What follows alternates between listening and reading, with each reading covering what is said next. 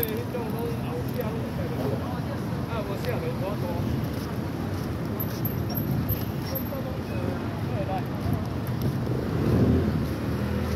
good afternoon.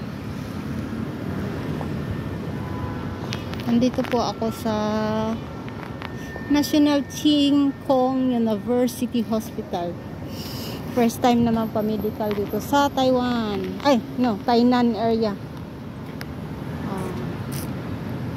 Doon yung building kung saan pwede magpa-medical, body physical. Physical examination pala. Ayan. Matagal pa yung oras ko, kaya gala muna ako saglit.